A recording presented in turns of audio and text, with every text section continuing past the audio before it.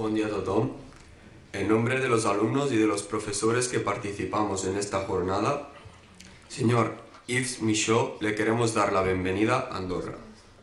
Professors de diverses assignatures que han participat en l'organització de les 12enes activitats humanitats que pretenen d'una banda dinamitzar les assignatures que els nostres professors imparteixen per desvetllar el nostre esperit crític i d'altra banda permetre a professors i alumnes de tots els sistemes educatius de treballar plegats, de compartir experiències educatives i de conviure durant un dia. Enguany, el tema que s'ha escollit és què és l'art? Parlar-ne no és parlar de poca cosa. Avui tenim l'honor d'acollir el senyor Yves Michaud, un filòsof nascut a Lió, la tercera ciutat més gran de França. Yves Michaud, a part de ser filòsof, també ha estat professor de diverses universitats com la de Montpellier, la de Berkeley i la d'Edimburg, entre altres. Ha escrit diversos llibres, una multitud d'articles i va participar de manera regular durant molt temps en programes de ràdio de France Culture. El 1989, el ministre de Cultura francès, Jacques Lang, el va nomenar director de l'Escola Nacional Superior de Belles Arts, que va dirigir fins l'any 1996. Li va donar una projecció internacional i la va modernitzar introduint, per exemple, la figura del professor convidat. Va dissenyar i organitzar la Universitat de Tots els Coneixements, el 2000, l'Université de Tous Savoirs, una universitat popular lliure que fa el balanç dels coneixements actuals. No és la primera vegada que ve a Andorra. Va participar en la Universitat d'Estiu d'Andorra el 2004, impartint una conferència titulada L'individu contemporani entre egoisme i compassió. Yves Michaud va intervenir en la Jornada de les Ciències, que és com la jornada d'avui però en l'àmbit de les ciències l'any 2007. Avui fa 10 anys, gairebé dia per dia, el 22 de març del 2007, amb una conferència titulada La cèl·lula, des de la teoria cel·lular fins a les cèl·lules mare. El nostre convidat també va assessorar els programes de filosofia de l'Escola Andorrana. Els seus àmbits de treball en l'àmbit de la filosofia són l'estètica, l'art contemporani i la filosofia de la cultura. Durant la seva vida ha escrit diversos llibres, entre els quals Narcís i els seus avatars. En aquest llibre examina, en 26 rúbriques d'abecedari, els canvis de la nostra societat. La seva darrera publicació és Ciutadania i lleialtat, del 2017, i explica què és ser ciutadà avui, quin és el futur del ser ciutadà i aporta propostes. Destaquem també la seva obra L'art en estat gasós, en què analitza les pràctiques i les teories de l'art contemporani en la realitat social del començament del segle XXI. La conferència que impartirà el nostre convidat tot seguit porta com a títol Qu'est-ce que l'art? Permeteu-nos de concloure la presentació amb unes paraules seves sobre l'art. Pour moi, l'histoire de l'art n'est absolument pas linéaire. Au moment donné, il y a un éventail de possibilités et les artistes peuvent changer de registre au lieu d'entêter dans un cul de sac. Teniu la paraula. Moltes gràcies.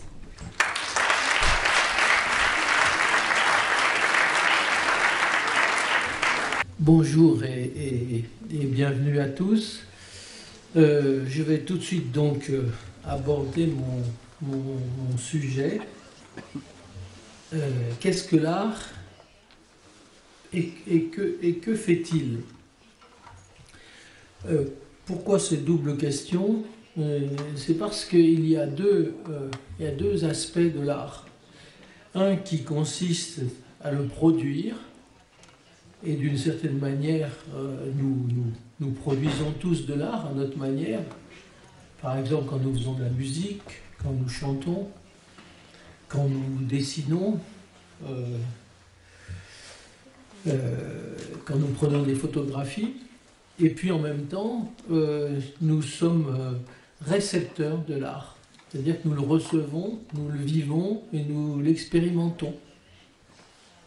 Vous pouvez étudier le cinéma d'un côté, et puis en même temps, vous pouvez réaliser vous-même des petites vidéos pour vos amis, ou pour les diffuser sur une chaîne de YouTube.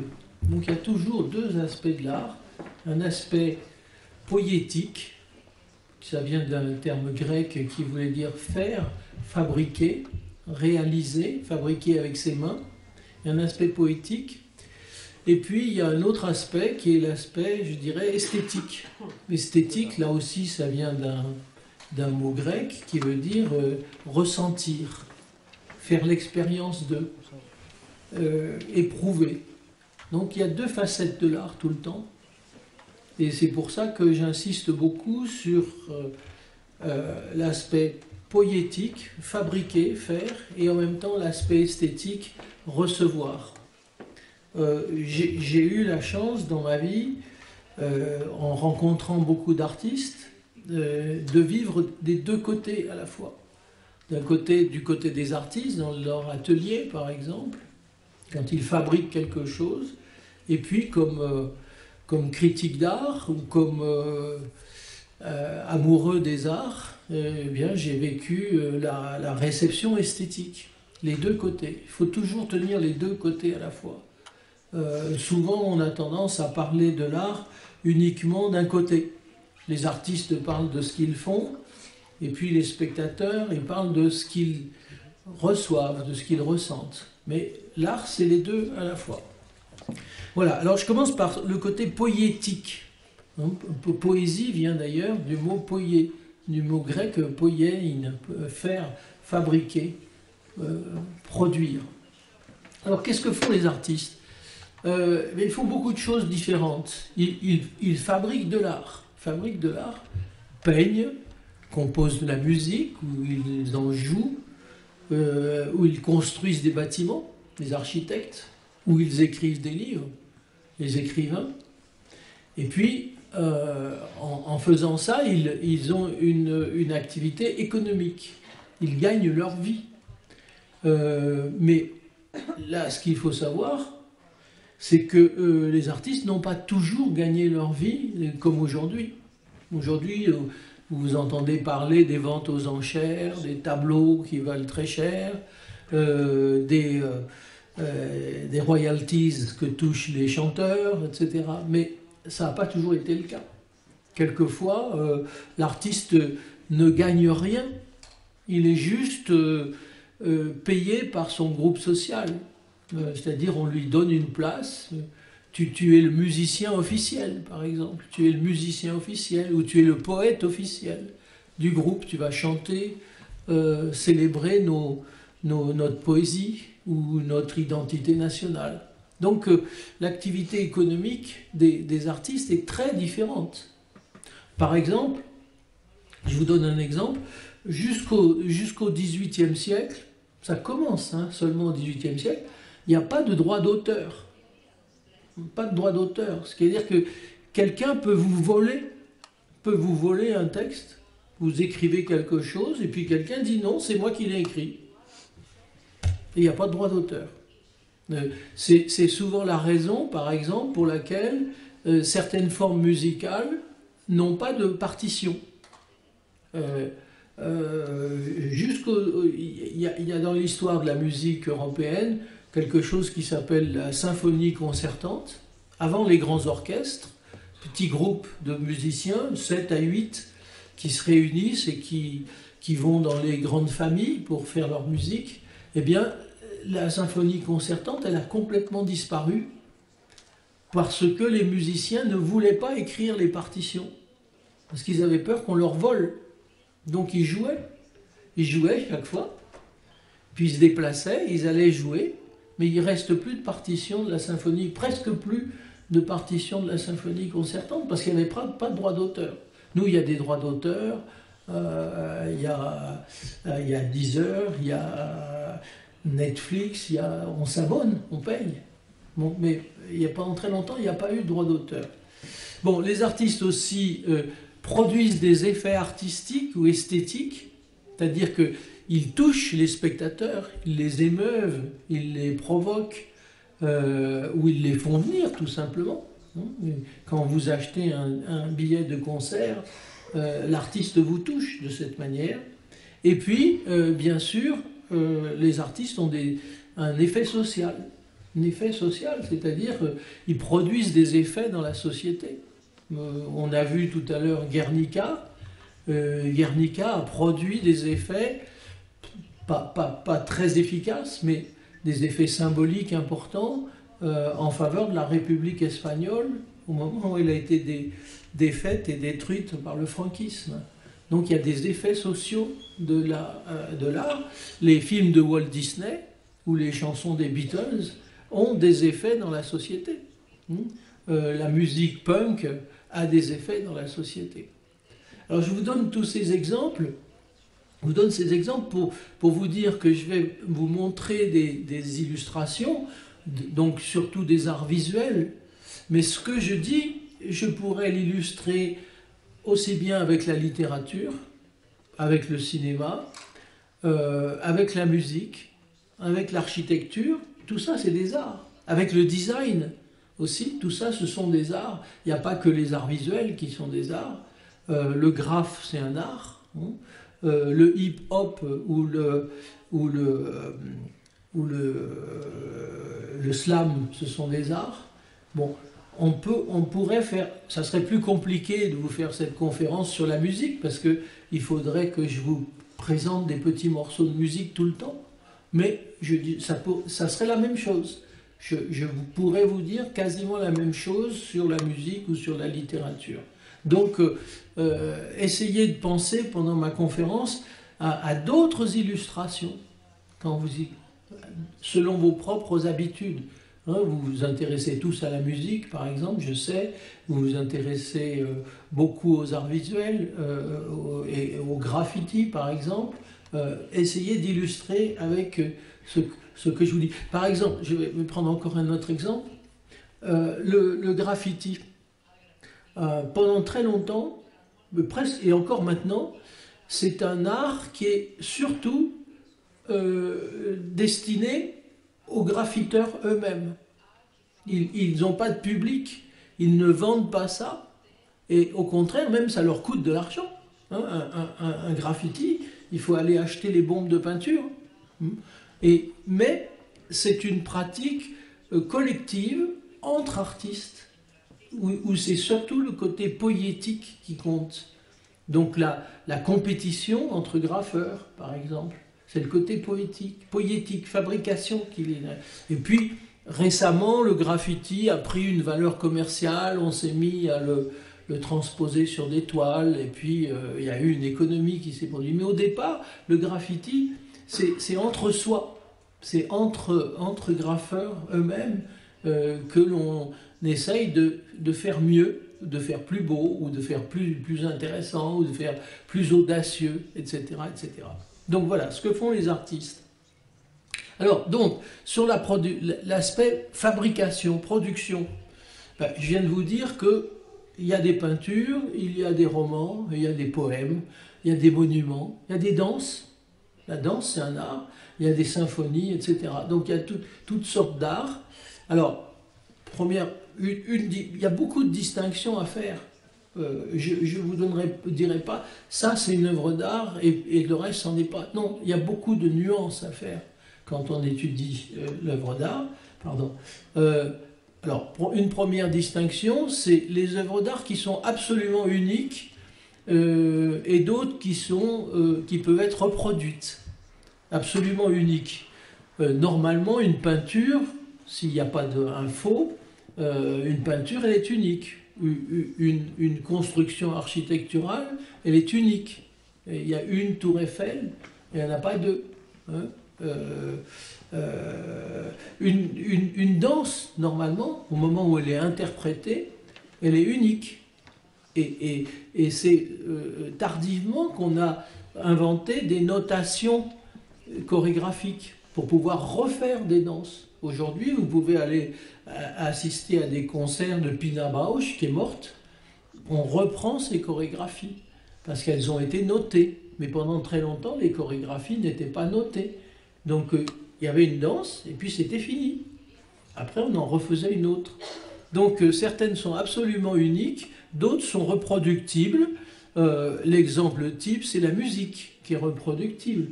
Il y a une partition, et chaque fois qu'il y a un concert, on en donne une autre interprétation. C'est pareil pour une pièce de théâtre. Chaque fois qu'on représente la pièce de théâtre, eh bien, on en donne une nouvelle version. Et puis, il y a un phénomène beaucoup plus intéressant, récent, c'est qu'il y a aujourd'hui des œuvres d'art indéfiniment reproductibles. dont il n'existe pas d'original. C'est le cas d'un livre aujourd'hui. Un fichier numérique de musique, c'est indéfiniment reproductible. Hein? On réinterprète pas, on le rejoue, on le rejoue, on le rejoue. Et puis bien évidemment, autre distinction, les matériaux. Les matériaux sont différents. Hein? Une peinture, c'est en principe de la couleur et de la matière sur une toile. De la musique, c'est quoi? C'est des vibrations de l'air. Hein? L'architecture, c'est du béton souvent. C'est des constructions de béton et des architectures de fer. Et les matériaux donc sont très différents. Même la cuisine est un art. Pas toute la cuisine, parce que vous mangez au jour le jour, mais dans certains grands restaurants, la cuisine c'est de l'art. Et là, les matériaux, ben, c'est des choses qui se mangent. Hein? C'est des parfums, c'est des saveurs, c'est des couleurs. Vous voyez, les matériaux sont différents.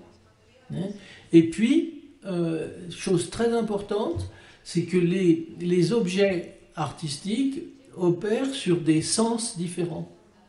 C'est-à-dire qu'il y a des choses pour l'ouïe, il y a des choses pour la vue, il y a des choses pour la parole, il y a des choses pour les goûts, encore une fois, la cuisine, la gastronomie, et puis il y a des choses pour plusieurs sens à la fois, plusieurs sens. Quand vous allez à un concert de rock, ou quand vous allez dans une boîte de nuit, eh bien, c'est pour tous vos sens. La musique électronique, c'est pour tous vos sens. D'ailleurs, si vous allez en écouter, vous savez que dans certaines boîtes de nuit, vous allez mettre des bouchons d'oreille. Parce que vous allez écouter la musique avec votre ventre, avec votre poitrine. Les basses sont tellement fortes que vous diminuez l'audition à l'oreille et que vous allez écouter avec le ventre. Vous allez faire une expérience physique complète de la musique. Et quand vous vous mettez à danser, vous voyez ce qui se passe. Vous avez le battement de la musique sur vous, sur votre corps, puis votre corps qui réagit. C'est une expérience complète, presque complète. Pas complètement complète, mais presque complète. Tous vos sens vont être sollicités par ce qui se passe. Voilà. Alors, les œuvres maintenant, les œuvres d'art, que ce soit de la littérature, que ce soit de la musique, elles produisent des effets. Alors, j'ai donné une liste de ces effets. Il y a des effets émotionnels. C'est-à-dire que ça vous émeut, ça vous fait quelque chose. Ça vous rend triste. Il y a des musiques qui vous rendent triste. Il y a des musiques qui vous rendent joyeux. Il y a des musiques qui vous rendent sérieux. Hein? Donc, des effets émotionnels. Il y a des effets cognitifs, c'est-à-dire que ça vous fait connaître quelque chose. La musique, on vous montre quelque chose. Alors là, la musique ne fait pas trop connaître des choses, mais la peinture fait connaître des choses, le cinéma fait connaître des choses. La science-fiction, le cinéma de science-fiction, vous fait réfléchir. Moi, j'aime beaucoup le cinéma de science-fiction parce qu'il fait énormément réfléchir pour un philosophe. Ça, c'est ce que j'appelle les effets cognitifs. Et puis, il y a des effets moraux. Des effets moraux, c'est-à-dire les œuvres d'art vont vous apprendre à certains comportements moraux. Elles vont vous apprendre à être critique, elles vont vous apprendre à avoir pitié, elles vont vous apprendre à être transgressif, etc., etc. Elles ont des effets politiques, je vais vous donner des exemples, vous allez voir. Et puis elles ont des effets esthétiques. Ce que j'appelle les effets esthétiques, c'est des effets sur la sensibilité. Ça, vous sentez quelque chose. C'est pas de la même chose que l'émotion. Hein. L'émotion, c'est la peur, c'est la crainte, c'est la joie. L'effet esthétique, justement, c'est différent. C'est ni la peur, ni la joie, c'est ce qu'on appelle esthétique. Alors, je vous donne des exemples. Des effets émotionnels. Dans les années 1970, il y a eu quelque chose qui s'appelait le body art, ou encore une fois, la performance. Et beaucoup de ces artistes se blessaient ou se mettaient dans des situations pénibles, très difficiles, justement pour taper sur les nerfs du spectateur. Alors il y avait une artiste française à gauche, Gina Pan, qui se faisait des petites blessures avec une lame de rasoir. Une performance Gina Pan, c'était difficile.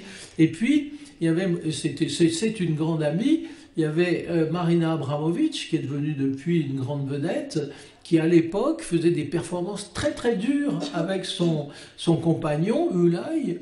Et un jour, par exemple, pour vous donner une illustration de performance de Marina, elle avait fait installer dans la galerie du musée des pains de glace en forme de lit, comme cette table. Puis elle a avalé des barbituriques, des somnifères, mais beaucoup, beaucoup, comme pour se suicider, et elle s'est couchée sur la glace. Et puis c'est les spectateurs qui, au bout d'un moment, affolés, sont allés la tirer pour l'envoyer à l'hôpital. Elle a passé un jour 24 heures dans une pièce avec un cobra, un serpent cobra. Voilà, c'est ce qu'on appelle l'effet émotionnel. Vous savez, ça vous fait quelque chose quand vous voyez ces actions-là. Et quand elle était professeure, quand je l'avais invitée professeure à l'école des Beaux-Arts à Paris, elle faisait faire des choses très dures à ses élèves, très très dures. Alors, des effets cognitifs, c'est nous faire connaître quelque chose. Bien là, c'est une photo que j'ai prise au musée d'art de Catalogne. C'est une photo qui vient d'une des églises romanes du Val d'Aran. Ben, c'est un style de représentation qui est très très très naïf, vous voyez, hein, très naïf. Je vous signale une chose tout à fait intéressante dans cette naïveté. Regardez là, ça se voit, non ? Oui, c'est ça. À l'époque, ça doit être, je ne sais pas, 12e siècle, 13e siècle. Hein. À l'époque, les gens croient, les personnes croient, les artistes aussi, que les auréoles de la sainteté, vous voyez, c'est quelque chose de matériel. Les auréoles sont matérielles. C'est comme une sorte de casque, hein, ou de chapeau. Et donc, quand on représente deux personnes qui ont une auréole, la Vierge et l'enfant Jésus, eh bien, les auréoles, elles ne peuvent pas se toucher, elles ne peuvent pas se rencontrer. Donc, on est obligé de tordre le cou de l'enfant Jésus, parce que sinon, les auréoles, c'est comme s'ils avaient deux casques, deux chapeaux, et qu'ils ne pouvaient pas se toucher normalement. Donc, alors, qu'est-ce que ça montre, ça?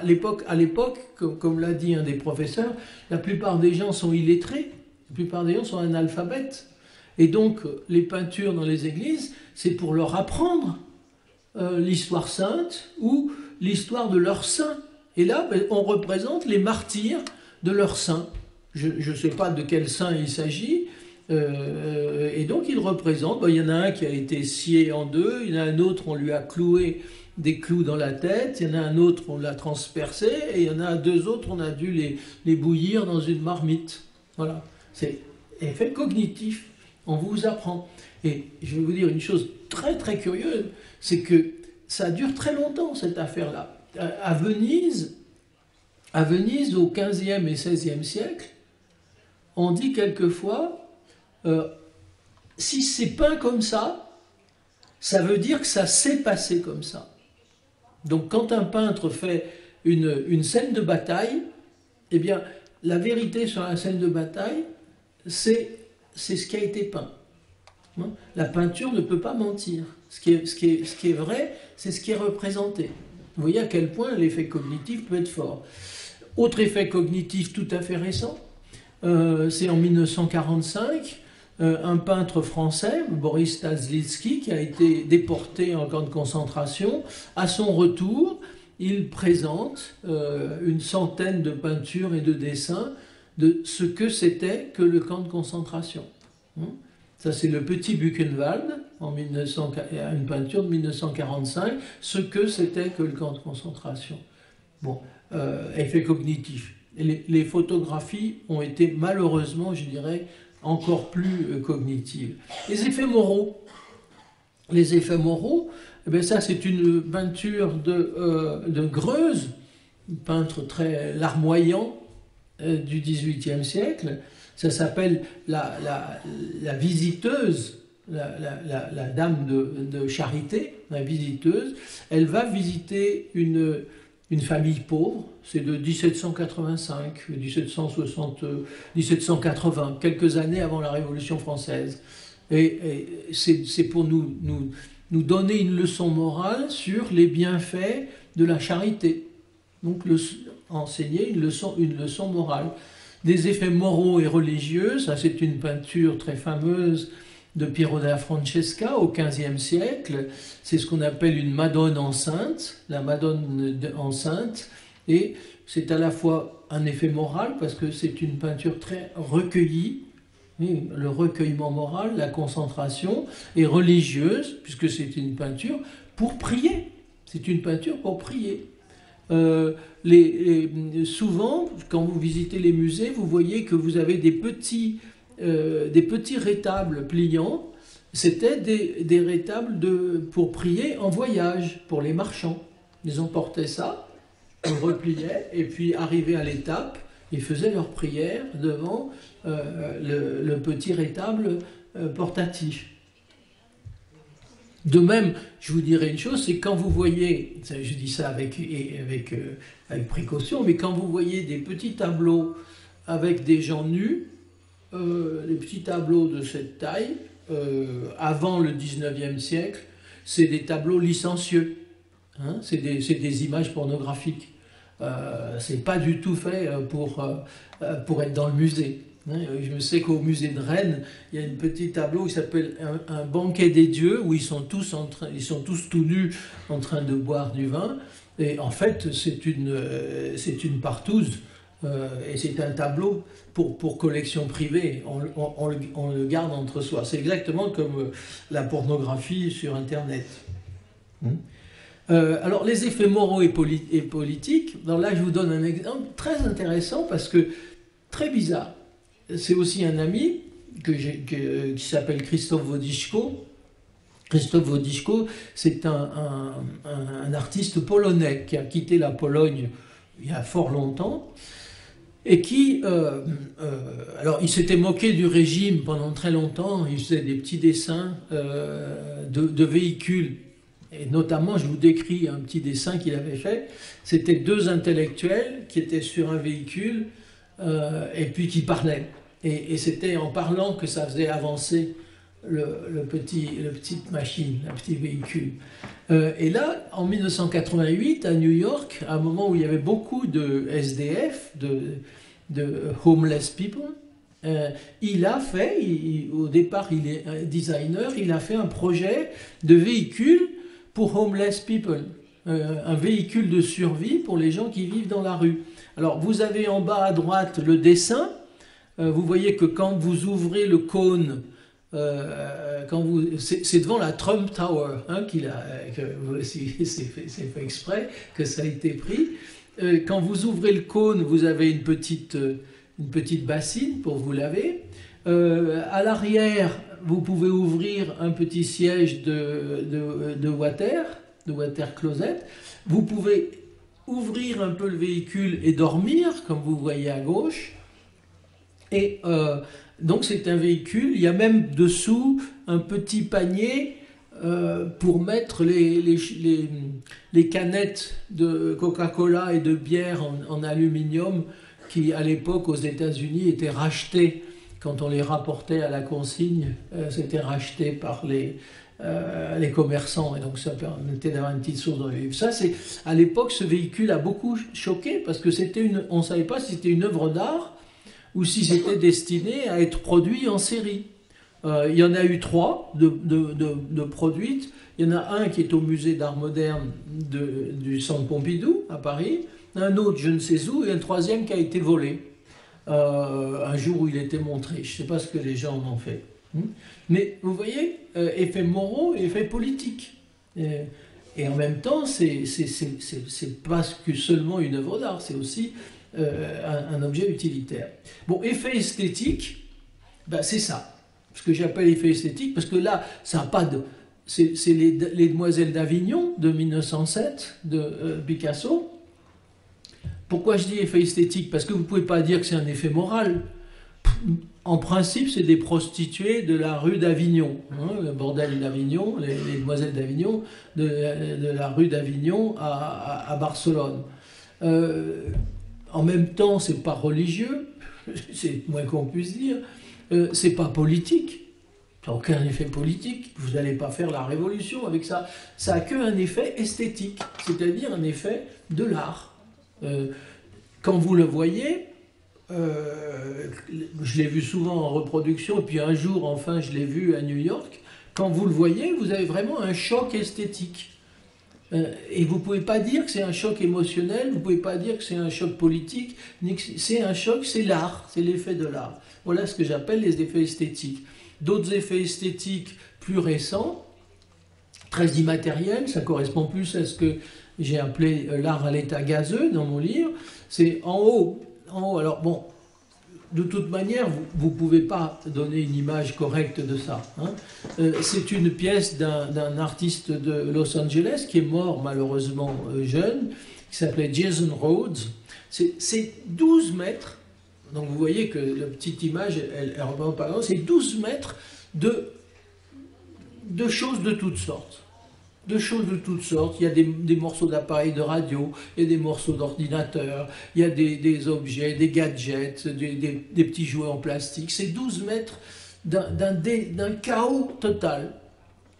Et le titre de cette installation, entre parenthèses, quand il faut la réinstaller, ben, c'est un sacré boulot, hein, parce que quand vous la rangez, puis quand vous la réinstallez, il faut savoir, bon, le titre, je vais vous le dire, il est un peu choquant, c'est tout ce qu'il y a dans mon zizi. Hein, voilà, tout ce qu'il y a dans my dick, hein, tout ce qu'il y a derrière. Bon, en dessous, c'est des lucioles d'une artiste japonaise qui passe sa vie soit dans les musées, soit dans les hôpitaux psychiatriques, qui s'appelle Yayoi Kusama, et qui fait des choses d'une poésie, d'un environnement avec des petites lumières. Ça, vraiment, c'est ce que j'appelle de l'art à l'état gazeux. Hein. En haut à droite, c'est une installation lumineuse d'une artiste belge que j'aime beaucoup, qui s'appelle Anne-Veronica Janssens. Et puis en dessous, ce sont deux extraits d'une vidéo de Bill Viola, où on montre des corps nus qui sont plongés, qui sortent de l'eau ou qui reçoivent de l'eau. Ça aussi, c'est ce que j'appelle des effets esthétiques. Vous n'allez pas voir l'œuvre de Bill Viola uniquement pour voir des corps nus. Ça ne vous intéresse pas. Ce qui vous intéresse, c'est la poésie de l'effet esthétique. L'effet esthétique de Anne-Veronica Janssens. Et j'avoue que la première fois que j'ai eu la chance de voir l'installation de Jason Rhodes, sans voir le titre, j'ai été fasciné, parce que, passez-moi l'expression, j'avais jamais vu un bordel pareil. Vous voyez les chambres, vos chambres quelquefois, ou les chambres des petits, hein, et quelquefois on arrive à avoir des vraies œuvres d'art. Ben là c'était pareil, mais sur 12 mètres, c'était un bordel comme j'aurais jamais pu en faire, jamais imaginé. C'était le concept même du bordel. Vous voyez, c'est ça. Voilà. Donc c'est ça que j'appelle l'effet esthétique. Bon, le design est très important pour les effets esthétiques. Aujourd'hui, allez dans n'importe quel magasin ici, vous verrez ce que c'est que des effets esthétiques. Le design aujourd'hui fonctionne essentiellement avec des effets esthétiques et c'est ça qui permet de vendre. Alors, ces effets maintenant, j'avance un peu, ces effets des œuvres d'art, ils opèrent de diverses manières. Et là encore, il faut que vous fassiez bien attention. C'est-à-dire, ils opèrent d'abord et quelquefois sur l'individu tout seul. Quand vous lisez un livre, vous êtes tout seul. Quand vous écoutez votre baladeur, votre téléphone, vous êtes tout seul. Vous êtes fermé, hein, complètement fermé, isolé. Mais quelquefois, les effets opèrent sur l'individu qui est en groupe. Quand vous allez dans le musée, même si vous êtes tout seul, vous êtes en groupe. Et en général, là où il y a beaucoup de monde, vous y allez. hein, sauf si vous êtes plus individualiste et vous dites, oulala, il y a un groupe, j'y vais surtout pas. Mais souvent, quand il y a beaucoup de gens, vous dites, ah ben ça doit être intéressant, sur l'individu en groupe. Quand vous allez au concert, la musique, elle opère sur le groupe. L'année dernière, j'ai assisté à un concert à la Philharmonie, à Paris, dirigé par Dudamel, le chef vénézuélien, qui nous a fait la 3e symphonie de Mahler. Eh bien, je peux vous dire que les 3000 personnes, il y a 2600 personnes qui assistaient au concert, étaient un seul individu hystérique à la fin du concert. Les gens ne voulaient plus partir. Ils étaient hystériques, tellement ça avait été beau. L'émotion était totalement collective. Personne ne pouvait même partir. Les gens ne voulaient plus partir. Ils n'allaient pas recommencer la symphonie, parce qu'elle dure 1h30. Hein. Mais personne ne voulait plus partir. C'était plus qu'un seul corps. Bon, sur des masses d'individus, quelquefois, alors un concert de 80 000 personnes, une rave de 3 jours, c'est sur des masses d'individus. Et puis aujourd'hui, il y a une autre manière d'opérer, c'est les masses virtuelles, les téléchargements, les gens qui suivent une chaîne sur YouTube. Là, c'est sur des masses virtuelles, c'est-à-dire que chacun est dans son coin, mais tous, on est tous ensemble. Alors, 3 distinctions importantes, mais là je vais aller vite.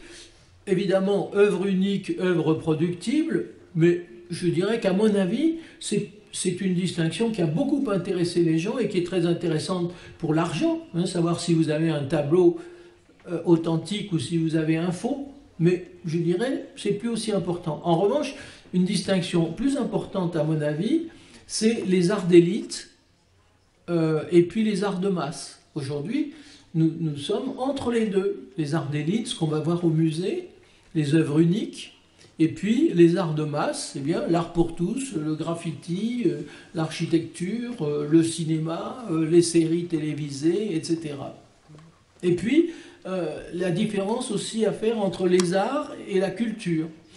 C'est très difficile aujourd'hui de faire les différences entre les arts et la culture. Les arts, c'est une élaboration spéciale, et puis la culture, c'est ce qui baigne toute notre vie. Et donc la culture, elle englobe aussi l'art. Je veux dire, quand vous allez dans un parc d'attractions, quand vous allez à Disney, c'est de la culture. Et en même temps, c'est de l'art. Voilà. Alors, les effets sociaux maintenant, je vais aller plus vite parce que je pourrais m'étendre sur tout ce que je vous dis. Hein. Les effets sociaux de l'art, il y en a de plusieurs sortes. Alors, célébration du pouvoir, je vais aller, célébration du pouvoir. L'art, c'est très souvent, ça a été très souvent au service du pouvoir, pour montrer le roi, le pape, Dieu, les saints, etc. C'est la célébration du pouvoir, les grandes statues équestres, etc. Là, je vous montre Louis XIV, en 1701, il doit avoir dans les 60 ans, 3 ans avant sa mort, je crois, par Hyacinthe Rigaud. Ça s'appelle une peinture d'apparat. Et une chose que je vous fais remarquer au passage, c'est que célébration du pouvoir, mais pour le pouvoir. Parce qu'à l'époque, il n'y avait pas de photos, les possibilités de reproduire les peintures étaient égales quasiment à 0. Et donc, personne ne savait à quoi ressemblait Louis XIV, hormis ceux qui l'avaient vu. Personne ne savait à quoi ressemblait Louis XIV. Il aurait pu se promener dans la rue, personne ne l'aurait reconnu. Hein, je veux dire, donc, célébration du pouvoir, c'est pas forcément destiné à tout le monde. Renforcement du lien social par le partage des émotions. Je vais vous donner partage des émotions dans un concert, comme je vous ai dit, dans des concerts de rock, dans les grandes rave parties, etc. Partage d'émotions. Partage d'émotions aussi, par exemple, là, pour Guernica, de Picasso. C'est vraiment... Là c'est pas seulement de l'esthétique, à la différence des Demoiselles d'Avignon.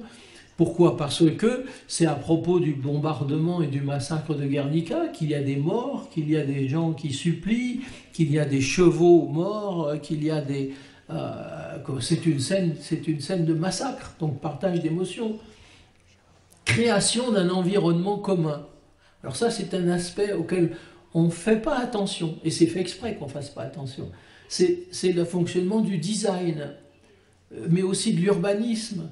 Le design, l'urbanisme, la décoration des centres commerciaux, tout ça, ça nous crée un environnement commun. Là, je vous montre une image au premier étage d'un magasin qui a fermé, qui était le magasin le plus chic pour le design et les choses tendances chez Colette, à la mode. Les choses les plus tendances, pendant 40 ans, ça a été chez Colette. Et justement, comme Colette a vieilli, elle a décidé que une fois qu'elle disparaissait, qu'elle s'arrêtait, ça s'arrêtait. Elle a fermé son magasin. C'est création d'un environnement commun par le design.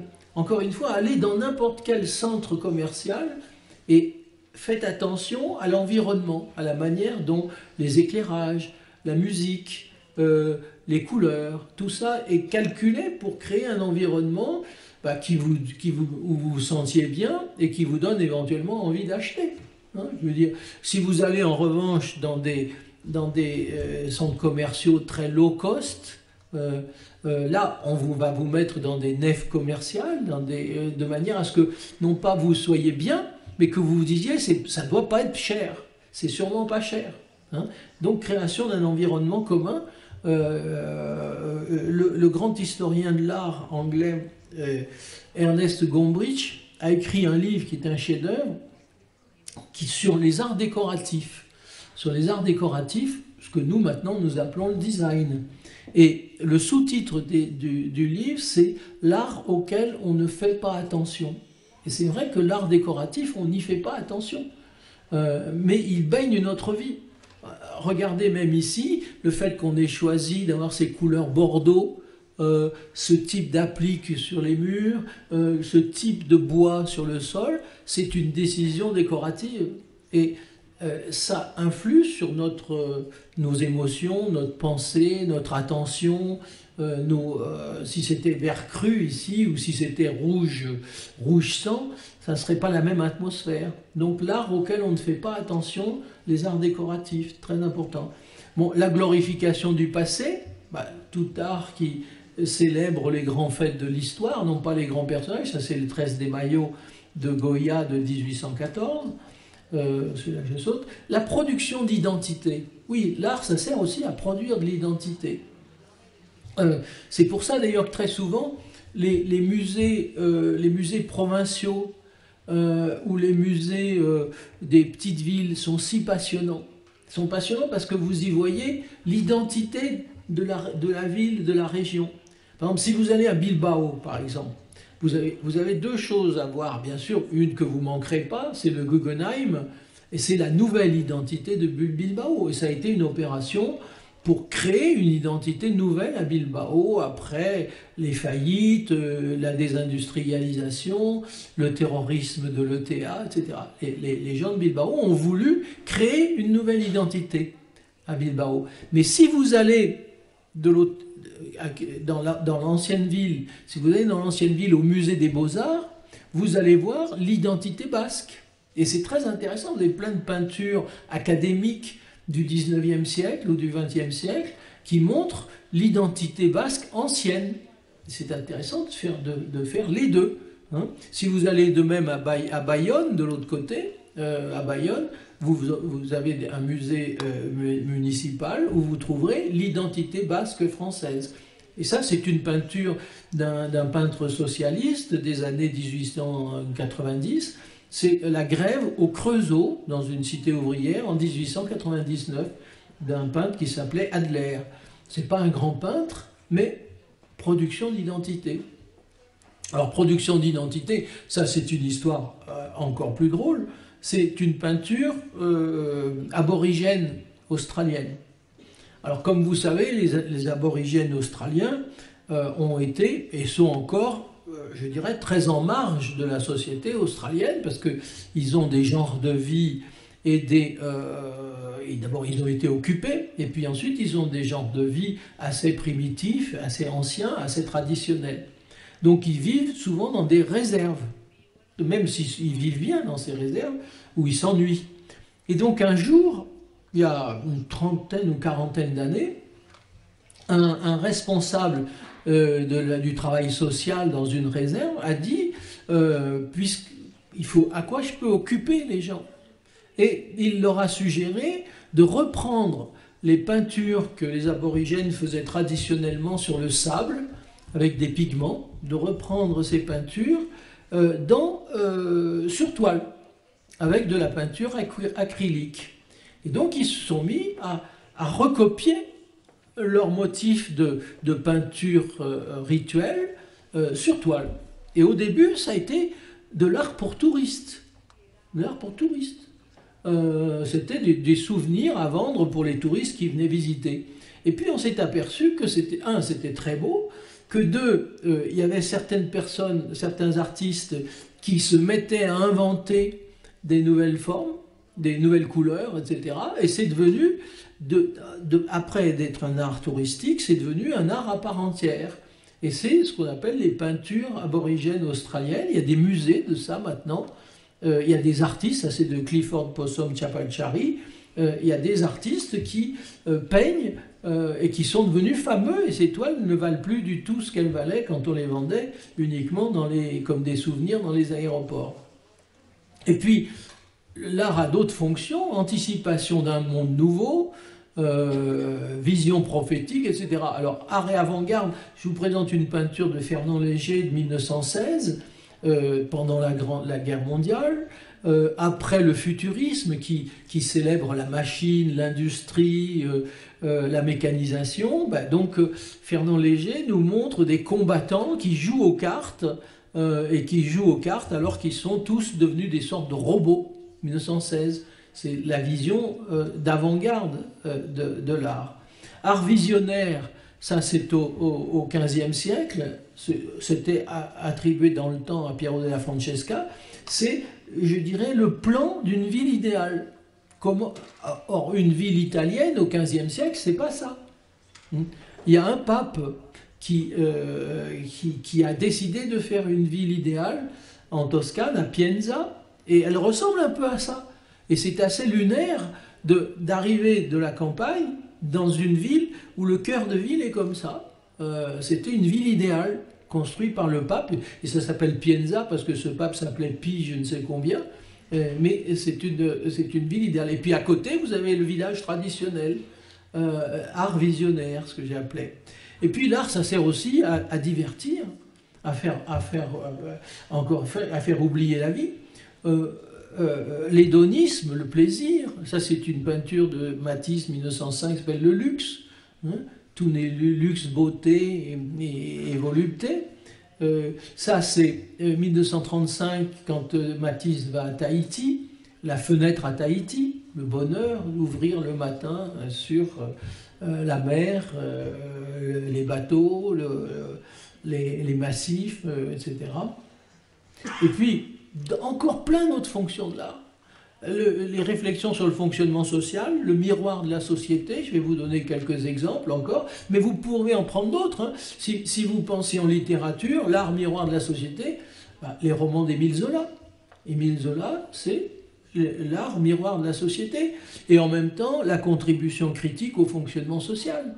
L'Assommoir, c'est un livre qui décrit les ravages de l'alcoolisme au XIXe siècle dans la classe ouvrière, et qui en même temps dénonce les ravages de l'alcoolisme au XIXe siècle. Donc vous avez, encore une fois, vous pouvez transposer de toutes les manières que vous voulez. Je veux dire, l'art comme contribution critique au fonctionnement social.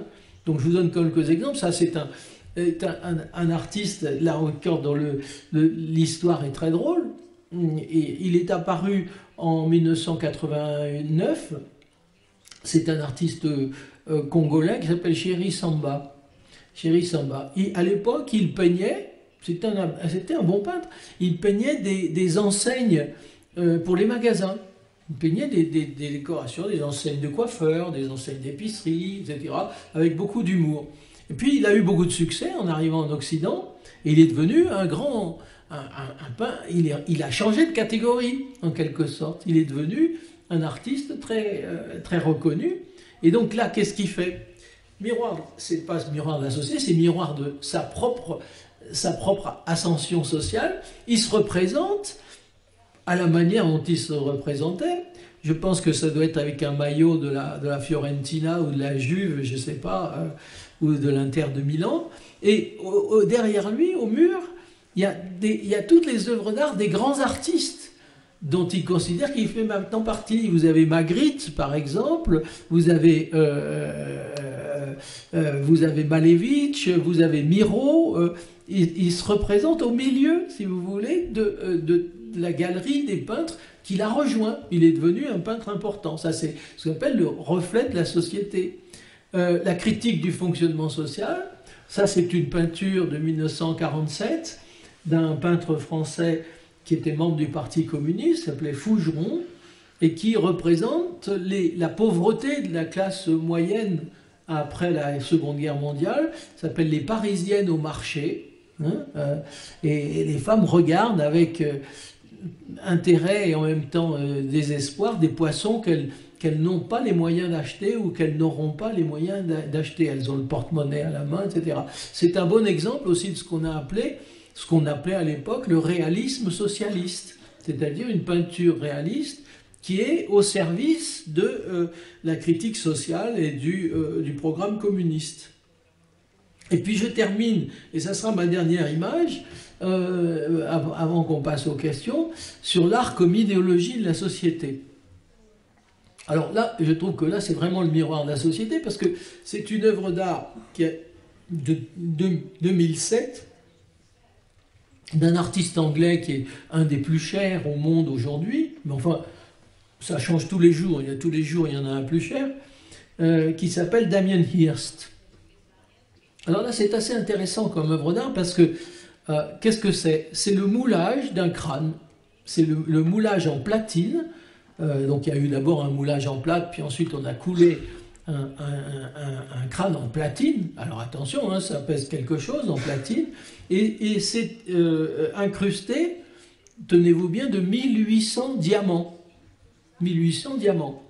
Et c'est une œuvre d'art de Damien Hirst. Alors, je dirais, c'est en un sens, c'est presque comme une œuvre de Marcel Duchamp. Je décide que mon urinoir est une sculpture, et puis ou que mon porte-bouteille est une sculpture, et je la fais reconnaître par les connaisseurs et les musées comme une œuvre d'art. Donc ça, c'est le même geste. Je prends un crâne humain et je dis c'est une œuvre d'art. Un geste de fabrication d'un réel. Sauf que les temps ont changé, que juste un crâne, oui, c'est bien joli, mais ça vaut pas cher. Et que là, si je le fais en platine avec 1800 diamants, je veux dire, les gens vont en avoir vraiment pour leur argent. Et il l'a vendu la veille même, du crash de 2007, de Lehman Brothers, de l'effondrement de toutes les bourses, pour un prix, ça devait être 80 millions de dollars ou quelque chose, un prix énorme, mais qui était justifié à la fois parce que c'était, justifié entre guillemets, hein, à la fois parce que c'était une œuvre d'art de Damien Hirst, mais aussi parce que c'était en diamant et que c'était en platine. Hein, vous voyez, à la limite, si Damien Hirst n'est plus intéressant comme artiste, il restera le platine et les diamants. Mais pour vous dire à quel point c'est aussi révélateur de l'idéologie de la société, tout le monde s'est complètement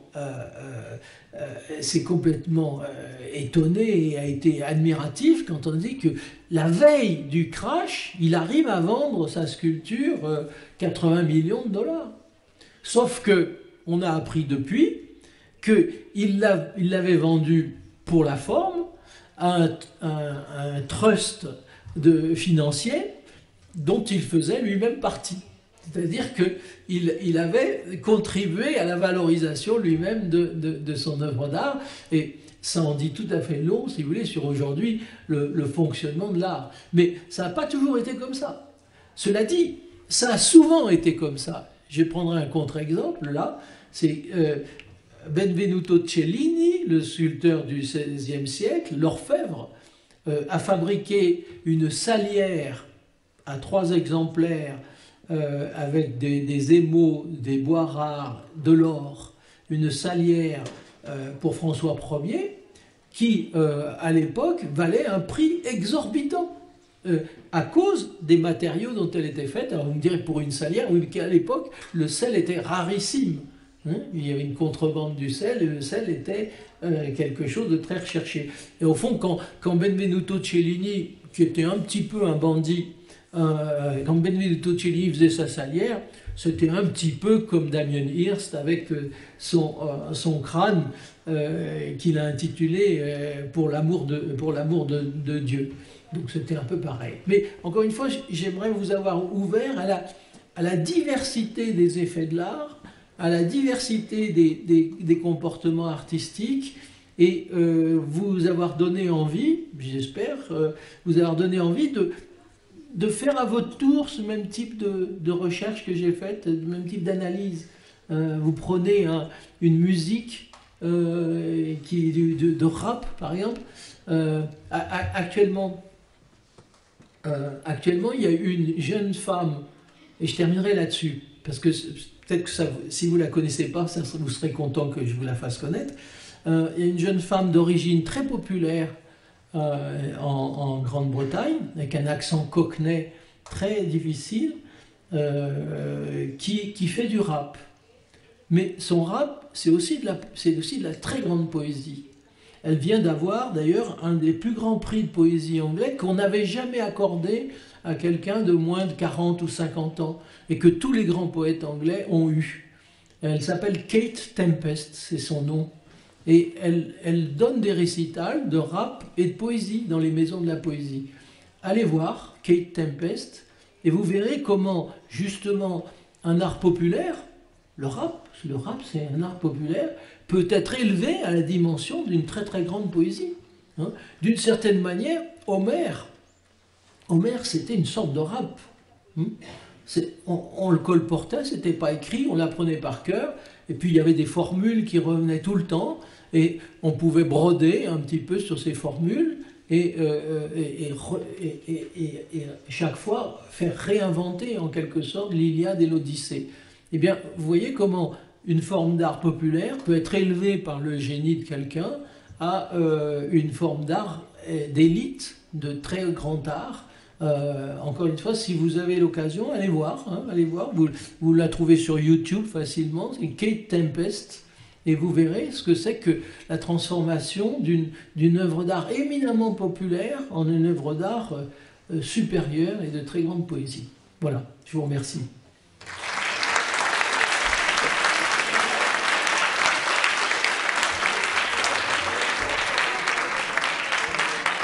Merci, senyor Michaud.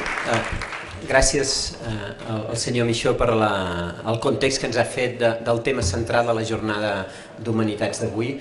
Em diuen des de l'organització que just abans d'anar a esmorzar, ja sabeu que ara ens oferiran un esmorzar conjunt just aquí al costat de la sala d'actes. Si hi ha alguna pregunta, encara hi som a temps. Veig que hi ha alguna mà alçada ja, no sé si tenim algun micròfon. Oui, je vous entends bien. Veure, endavant, si us plau. Digueu el nom i el centre de procedència, si us plau. Pau González, del Col·legi Sant Armengol. Con el filósofo Bauman se inicia el concepto de sociedad líquida, como oposición a las sociedades sólidas, cuya estructura es más rígida y estática. Usted propone un arte gaseoso. ¿Cuál es la concepción opuesta a este tipo de arte y en qué consiste? Oui. Alors, Bauman parle de liquide, moi je parle de gazeux, mais Bauman, si vous lisez ses derniers livres avant de mourir, cite souvent mon livre sur le gazeux, parce qu'en fait, il voyait que c'était en grande partie la même chose. Donc c'était l'idée d'une société où les choses bougent, changent, ils changent de forme. C'est un peu l'idée que j'avais avec l'art à l'état gazeux. Mais moi, le sens est plus précis, c'est-à-dire que plus précis que liquide. C'est-à-dire que pour moi, aujourd'hui, les expériences esthétiques sont devenues justement gazeuses. Et ce qui me... c'est-à-dire les installations, par exemple, le design, tout ce qu'on appelle le marketing aussi expérientiel. Aujourd'hui, une grande partie de notre monde n'est plus une consommation d'objets, mais une consommation d'expériences. Avoir des expériences. Je vous donne un exemple. Je vais vous donner un exemple que vous comprendrez tous. J'ai la chance d'avoir une maison à Ibiza.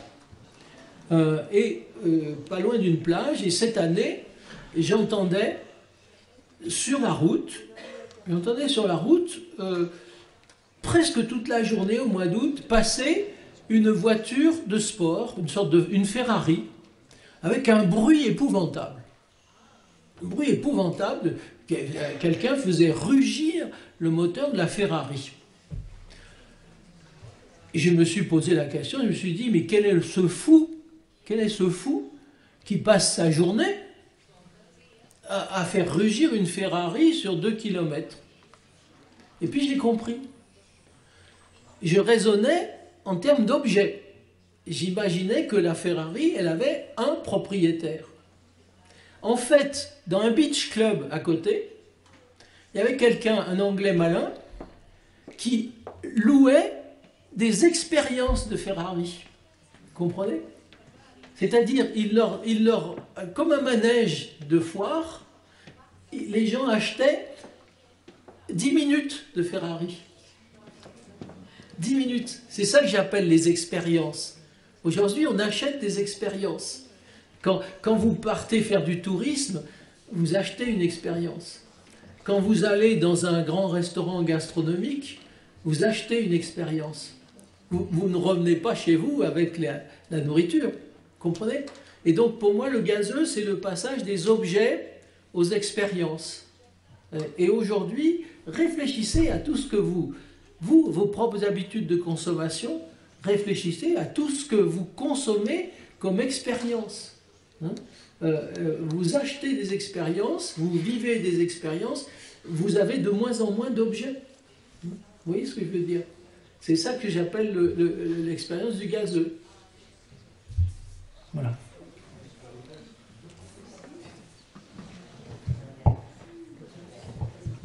Joan Balboa, del Colegio María Moliner. ¿El arte aporta algo al mundo de la filosofía? Voilà, d'accord. ¿El arte aporta algo al mundo de la filosofía? Ah oui, bien sûr. Oui, bien sûr que l'art apporte quelque chose à la philosophie. Mais je dirais,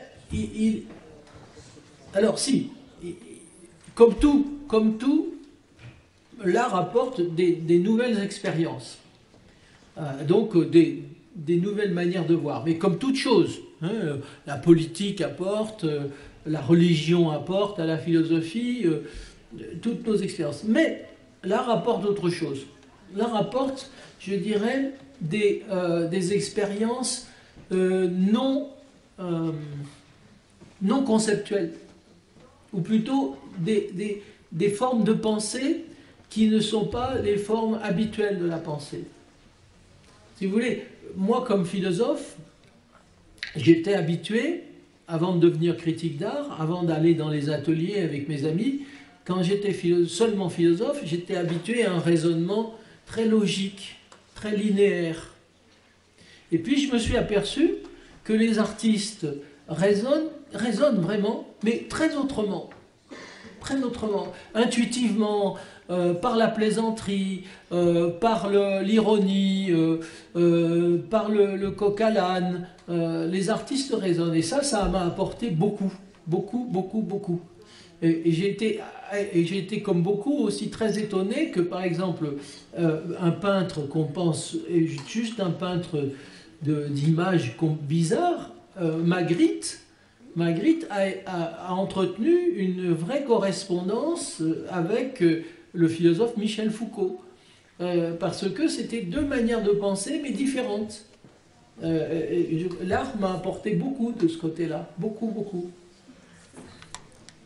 Oui. Je m'appelle Alexandra Falco du lycée Comte de Foix et j'aimerais, avant vous avez parlé de l'œuvre de l'urinoir de Duchamp et comme vous savez, elle a été élue comme l'œuvre la plus influente du XXe siècle et j'aimerais savoir qu'est-ce que là, vous je en vous pensez. entends pas bien, c'est mon problème là. Non, mais vous parlez bien, mais ça va trop vite et puis en plus j'ai une oreille qui est difficile.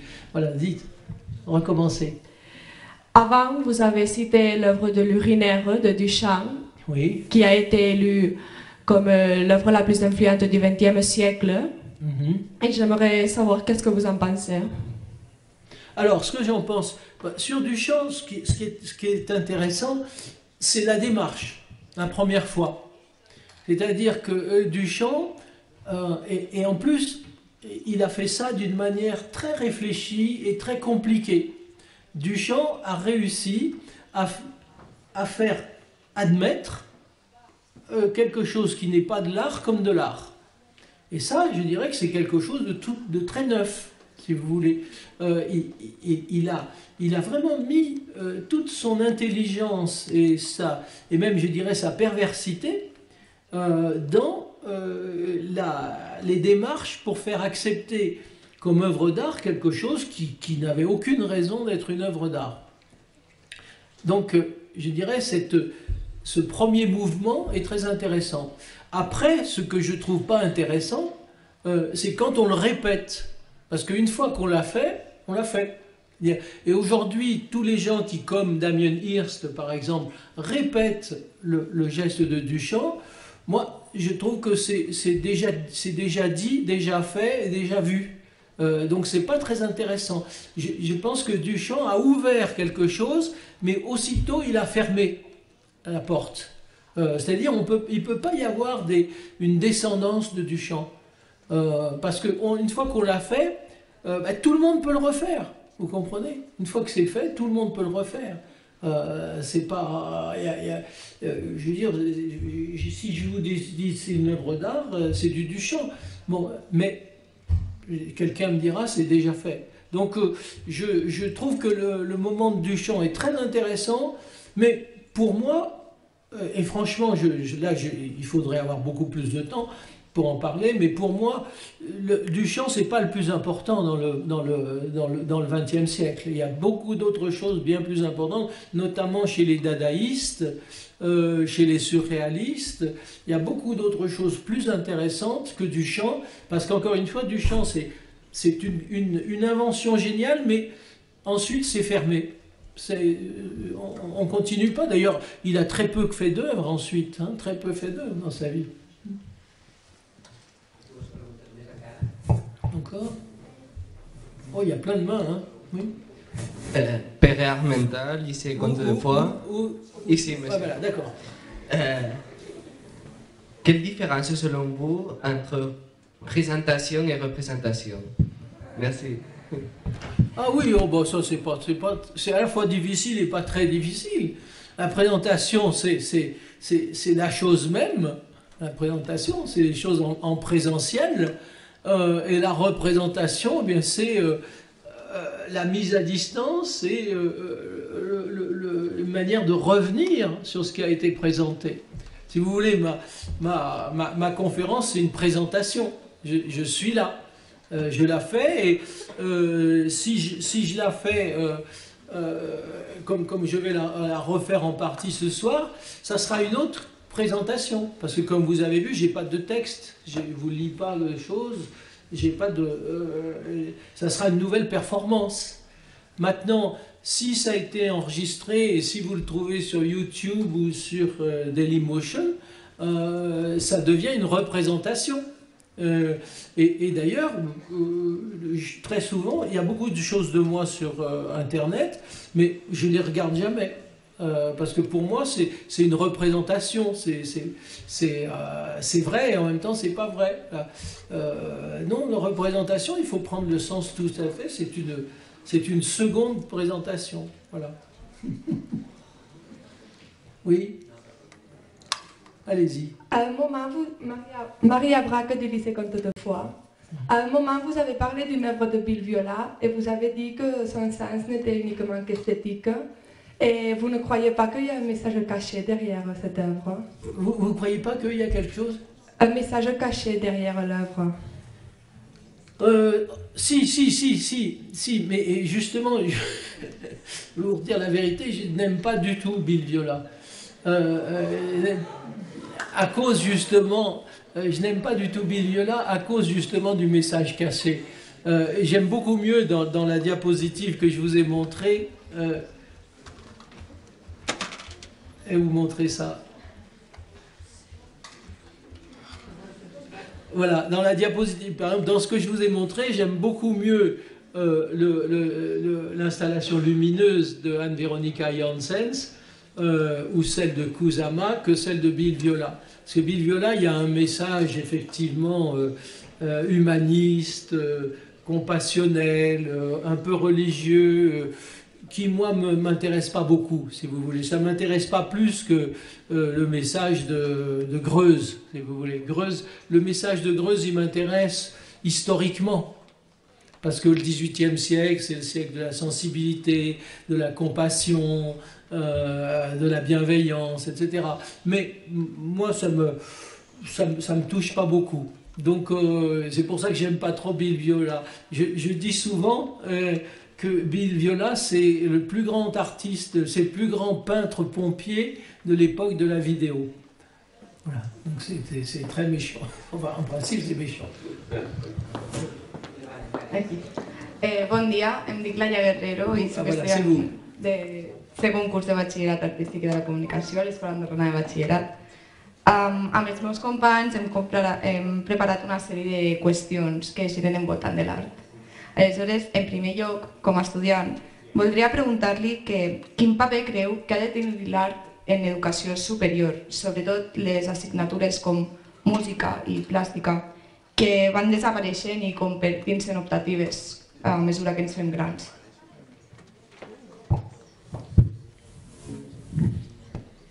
Bien. Alors, c'est une très bonne question. Je vais vous répondre un peu par un paradoxe. Je pense que dans les études supérieures, l'art n'a pas beaucoup d'importance. En revanche, l'art devrait être beaucoup plus pratiqué dans l'enseignement élémentaire, primaire et secondaire. Et là, je vous parle en tant que, comme j'ai été très impliqué dans beaucoup de projets pédagogiques, je pense que les systèmes d'enseignement, notamment élémentaires, primaires, secondaires, doivent être considérablement changés aujourd'hui. Parce que l'art, c'est un apprentissage de la sensibilité, c'est un apprentissage de la sociabilité, du partage, c'est un apprentissage aussi manuel de faire, et que il faudrait que dans l'enseignement primaire, élémentaire, secondaire, on ait des grandes durées d'apprentissage de l'art. Je pense qu'il faudrait un système d'enseignement où les enfants vont en classe le matin et l'après-midi, ils ont des grandes périodes de 3 heures environ, longues, une grande période d'apprentissage artistique, musique, théâtre, art visuel, mais aussi travaux manuels, sport, mais pas seulement sport, comportement physique, de manière à développer la finesse, la délicatesse, la sensibilité, la nuance dans le langage, etc. Et après, je dirais que ça va tout seul. Si on a fait le travail au départ, après ça va tout seul. Moi qui ai reçu un apprentissage très traditionnel, où justement il y avait une place importante, non pas à l'art, mais disons à la littérature, au théâtre, ces choses-là, pas aux arts visuels, pas à la musique, mais disons à la littérature, pour moi, j'avais pas besoin de m'intéresser à l'art après, parce que j'avais commencé, si vous voulez. Ça m'avait tout de suite intéressé et ça a formé ma sensibilité. Donc, j'avais pas besoin dans les étapes ultérieures qu'on me fasse des cours sur l'art. Hein? J'allais au musée, j'allais au concert, c'était cher, mais j'allais au concert. Je lisais des romans, vous voyez. Donc, mon goût avait été formé. Et je pense que ça ne sert à rien de former trop tard, un goût qui n'a pas été formé. Il faut le former beaucoup plus tôt. Et de ce côté-là, je milite vraiment fondamentalement pour des apprentissages qui soient allégés, mais avec des grandes périodes de travaux, de travaux artistiques, esthétiques, de théâtre.